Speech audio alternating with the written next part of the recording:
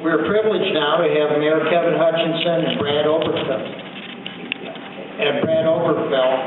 And I think this is what everybody's anticipating. Here to me, I started out serving my nation. I served 4 years with the United States Army. I was with the 82nd Airborne Division, 4th and 2nd Infantry Divisions. After that, spent a couple years in college, moved to this area, met my lovely wife, and moved to Columbia. As soon as I got to Columbia, I had told somebody I wanted to get involved. Well, that was about 95. Starting in 96, I was on the Planning Commission, the Street Graphics Committee, enjoyed serving those committees, went to the Southwest Illinois Mayor's meetings, went to the Illinois Municipal League meetings, decided I wanted to get a little more involved, ran for alderman.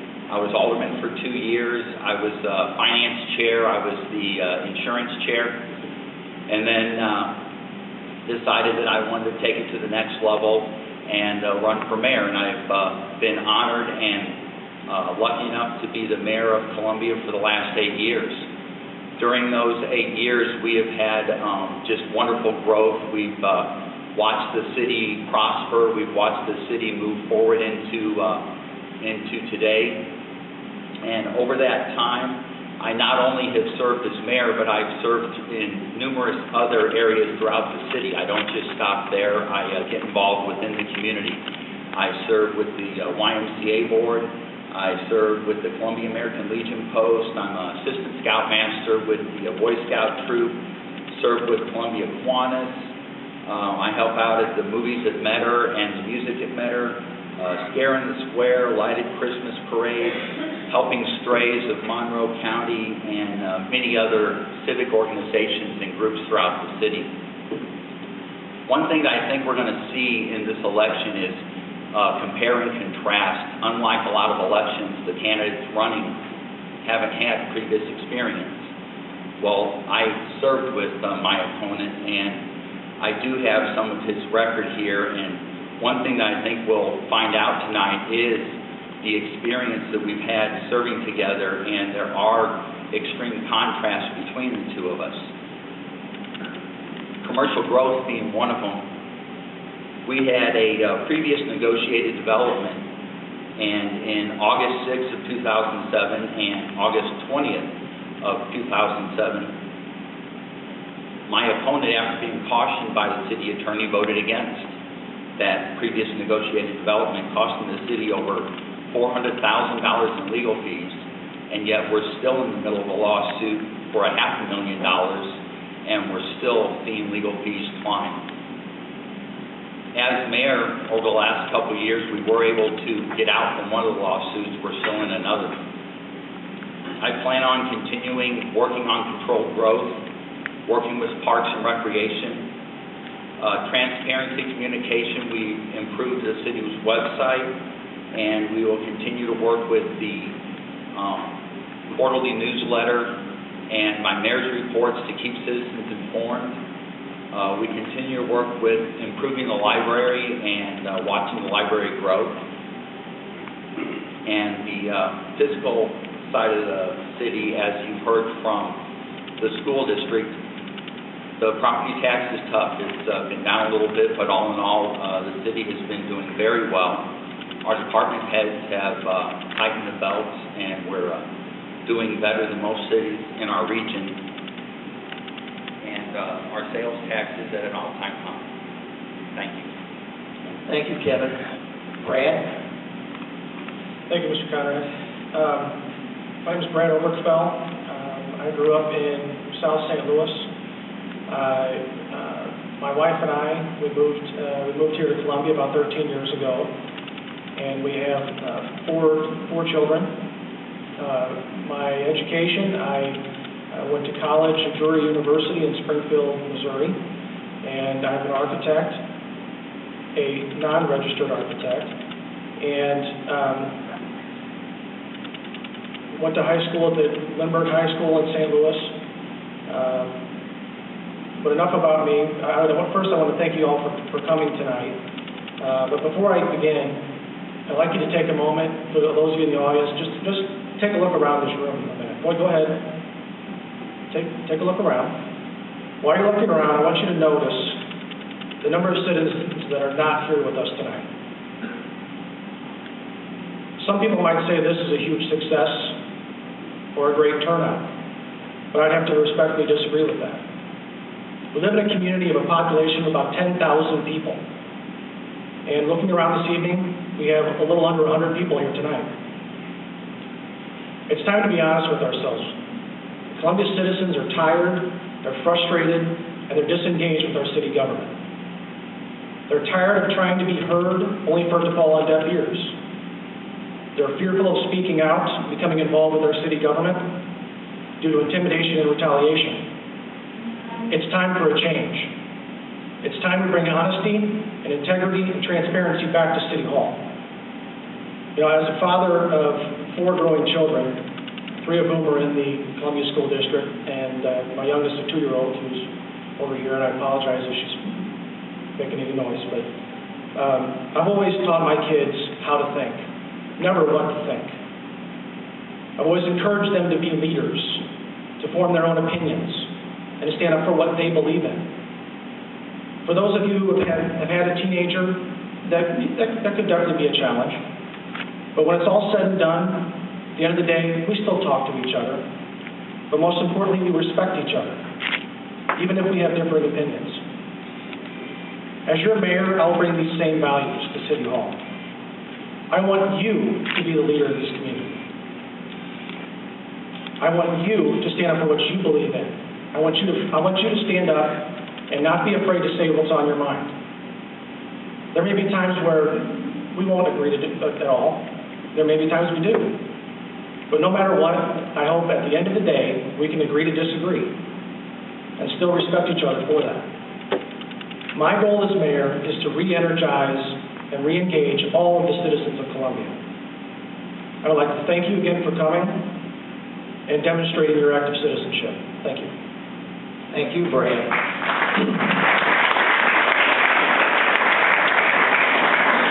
Now we'll go through a series of 4 questions, and each of you will be given 5 minutes to answer each question. And we'll reverse the order and start with you, Brad. The first question is, as the baby boomers of our community continue to age, continued access to retail facilities, medical facilities, and social activities become even more important as transportation options for senior citizens diminish. Are there areas where the city can help bridge the gap in ensuring services are still accessible to all of our residents? Well, first I'd like to set the record straight. I'm not against development. As a business professional, an architect, a planner, and a project manager, I feel there's a lot of potential for the city to grow. And our current mayor has had control 6 out of the last 8 years. He's been in office, and he could have passed anything he wanted to.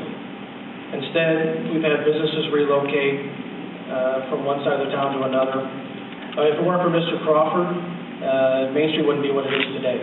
But I feel all of our senior citizens, all of our citizens should have a place that they can, on any part of the day, can be thankful that they live there. We do need new business. We do need to help the seniors. We do need parks. We do need trails. But no question about it, like I've stated in my opening statement, and this is what I mean by the entire city of Columbia, we need to re-engage and re-energize our citizens. And I want to hear from them. I want to know what you think. And whatever the development is, I want to know that. And that we can form an educated decision from that. Thank you. Kevin, the same question, which primarily is, are there areas where the city can help bridge the gap in ensuring services are still accessible to our older residents? Absolutely. You had asked earlier about our commissions, and that is one of the things that we asked our commissions to address was the aging community, and our planning commission did an intensive study to where we did engage the community. We had surveys, we had public meetings, we invited the community to hear their input. We went to the senior centers. They went to various other areas throughout the region to see what they're doing for their senior citizens. We looked at our walking trails. We looked at everything from our housing stock, both new and old. We looked at from ADA compliance, what are seniors needing into the future. We looked at how our parks and our trails, and that's part of the Explore Columbia also addresses the seniors and ADA situations on how do we get these people active, how do we get them out. During the study, we found that obviously, through medicine, through health, through education, seniors are living longer and they're far more active than they ever have been. In talking with the seniors, we find this to be true, and we ask them, what are you looking for in Columbia? What do you want to see? And that is exactly what the study was addressing and looking at. And with that study, which we have adopted as part of our master plan, we will be looking at businesses that support seniors. We will be looking at community involvement, community centers that support seniors as well as the rest of the community. And part of that plan is our map or our groundwork to then, as we move forward, as we're looking at businesses, as we're looking at areas, whether it be the elder care or assisted living facilities, to make sure that we continue to look back at the study that is part of the master plan now, and that we address those needs that we heard from the citizens and we heard from the seniors. And so that's what we have been doing, and we will continue to do that as we move forward into the future. Thank you, Kevin. Now we'll go on to our second question, and Kevin, we'll have you answer this one first. Zoning is one of the tools a city can use to provide guarantees to its residents and business owners that the investments they are making in their properties will be protected by requiring a uniform code for building materials, setbacks, aesthetics, and types of housing or business. In your opinion, what changes, if any, need to be made to the city's existing zoning code? 8 years ago when I became mayor, one of the issues wasn't as much zoning as it was the process. We realized that as citizens, as builders, as people, whether they needed a permit for a deck or they were putting up a fence, it wasn't always clear. It wasn't always, obvious what processes they needed to go through. We started what I call the single point of entry, to where as you moved forward in a development, whether it was a commercial development, a commercial building, rehabbing an existing building, everything started at City Hall. And then it branched out from there to the department heads and the experts within the city, whether it was the building department, the city engineer, or our economic development coordinator. And then from that point on, we had somebody assisting them and working with them to show them that we do have standards, we do have rules. Those standards vary from, our different zoning areas. And when we were on the planning commission, and when I was on the planning commission, one of the things we looked at was every area of the town isn't the same. So some zoning districts and some zoning requirements are far more strict, where other areas might not be as strict. But the one thing that we always looked at was quality of life and quality of building materials. So as we moved forward with the zoning, do we hear from builders that were too stringent? Do we hear from developers that were too strict? Do we hear from citizens that they wish they had more freedoms and more leeway to use the types of building materials and the things that they feel they want? Yes, we do hear that all the time. But I think it's only fair to the neighbors and the other citizens that they know what the standards are, and those standards aren't wavered from. And that creates a level playing field for everybody. So to say that we need to change them, yes, times change, the city changes. We always look at our zoning. We always look at areas that as building materials change and improve, we improve with them.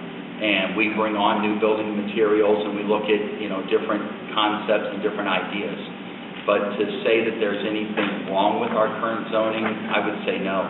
When you look at other areas around us, they do not have the growth that we have. They are not doing as well as we're doing, both residentially and commercially. We had, over 20-some new business ribbon cuttings last year, had the same in 2011, had roughly the same in 2012, and we're already starting to see a boom in 2013 of new businesses talking to Columbia, coming to Columbia. Do they wish that they could use a cheaper building material? Absolutely, but after we explain to them the quality of Columbia and why we have the standards we have, they tend to understand and they want to be part of our community. They want to be part of the community that our commissions, that our people, and that the council has built over the years.